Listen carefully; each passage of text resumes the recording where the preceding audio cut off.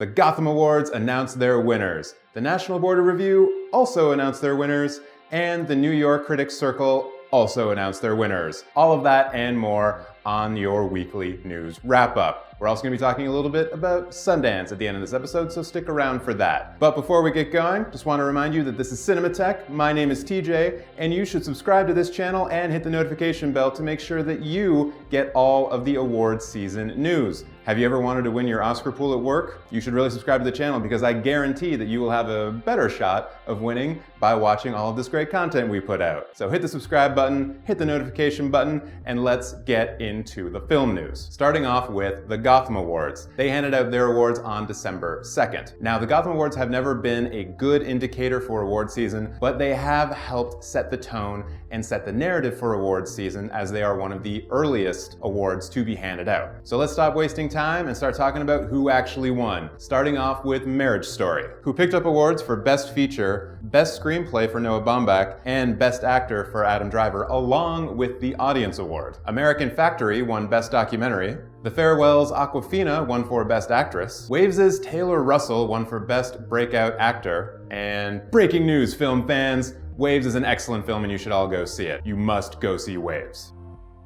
And the Mustangs' Laure de Clémentonnet won for Best Breakthrough Director. So obviously, coming out of the Gotham Awards, Marriage Story is the big winner. People are starting to say that Adam Driver has a pretty good shot at the Best Actor win at the Oscars, and this solidifies that narrative. Now we move on to the National Board of Review, and these guys are a bit more prestigious than the Gotham Awards. So it's worth asking the question, who exactly is the National Board of Review? They describe themselves as a select group of film enthusiasts, filmmakers, professionals, and academics of varying ages and backgrounds. If you try to figure out how to become one of these film enthusiasts and to vote on these films, their website tells you nothing, so think of them as the Film Illuminati. They announced who is going to be winning their awards on December 3rd, even though they don't hand out the awards until January 22nd, I believe. So they don't do the whole nomination process and leave you waiting like the Oscars do. We just know who's winning these awards about a month and a half from now. And those award winners include The Irishman, which won for Best Picture, and Best Adapted Screenplay for Steven Zaillian. Uncut Gems won Best Actor for Adam Sandler and Best Original Screenplay for the Safdie brothers. Once Upon a Time in Hollywood won Best Director for Quentin Tarantino and Best Supporting Actor for Brad Pitt. Richard Jewell won Best Supporting Actress for Kathy Bates and Best Breakthrough Performance for Paul Walter Hauser. Maiden won Best Documentary. Renee Zellweger won Best Actress for Judy, and, to literally no one's surprise,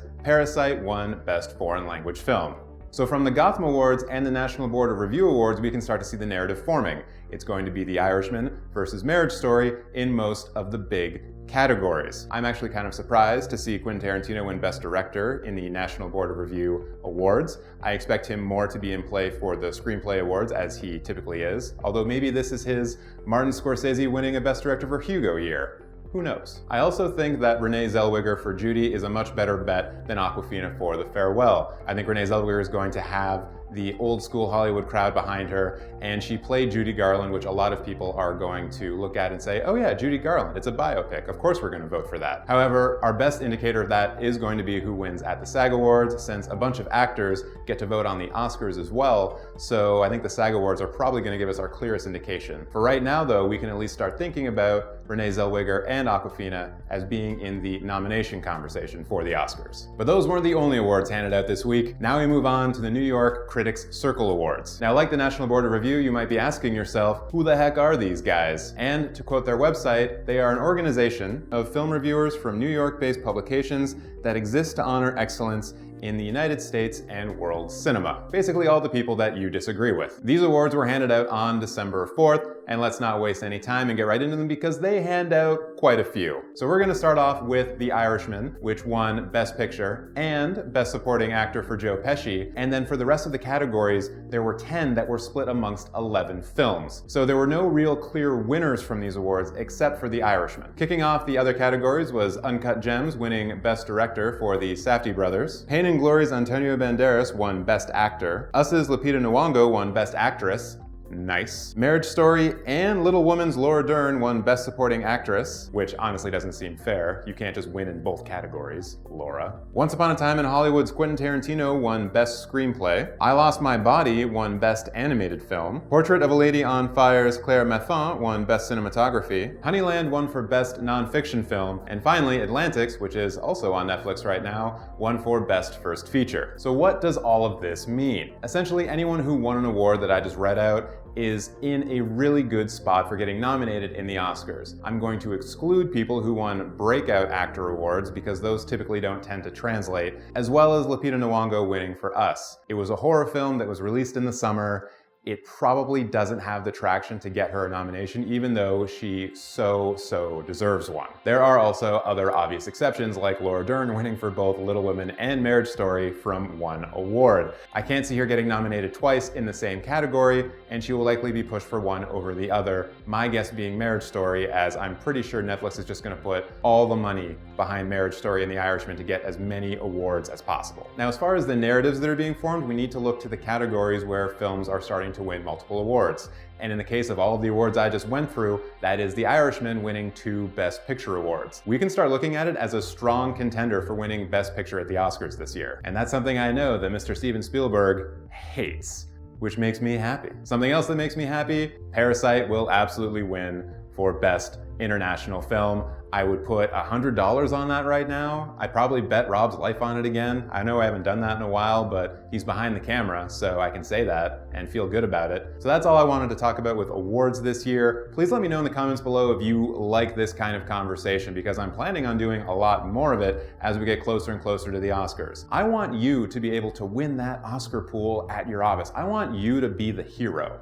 And I think the best way to do that is to watch this stuff. But if you don't like it, let me know and we'll just drop the whole thing and do something else, because this channel is all about you, dear viewer. And moving on to our last bit of news, we had the Sundance Film Festival announcing their entire slate of films, or what I think is their entire slate. They announced a lot of stuff. This episode's already going a little bit long, so I can't break down the entire list of films. However, I wanted to offer you some of my personal notables that I think are going to be worth looking at. And that starts with Brandon Cronenberg, son of Canadian master filmmaker David Cronenberg, bringing his new film to the festival. It's called Possessor, and it sounds super cyberpunk, and I'm into that always. Next, we have Viggo Mortensen making his directorial debut with Falling. It sounds like it's a family drama. There's a couple of good actors in it. Viggo's going to be in it, so he's going to be directing himself. And I really want to see that because I'm always interested when actors make the transition to director, because they always have kind of an interesting way of going about things. Remember Ben Affleck for Argo? That was fun. I'm gonna cut that out. Ben Affleck doesn't get onto this show for free.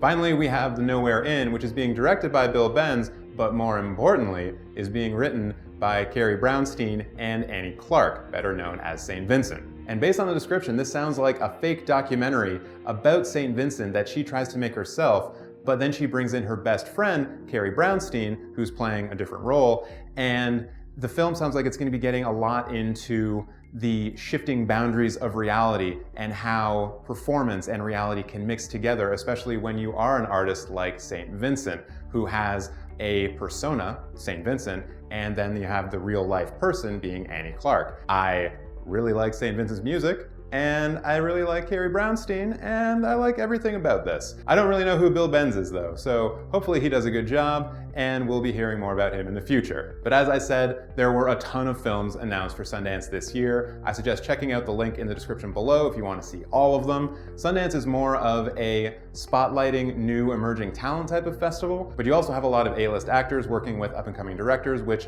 can often bring really great things to the screen. Sometimes misfires, but that's all part of it. So with that, cinephiles, I'm going to leave you to your weekend to have a good time, hopefully watching Marriage Story over the weekend. Also, don't forget that Dark Waters comes out this weekend. That looks like it could be good. It could be the spotlight of this year, and I'm not just saying that because Mark Ruffalo is in it. It could also be real bad because some of the trailers do not look that great.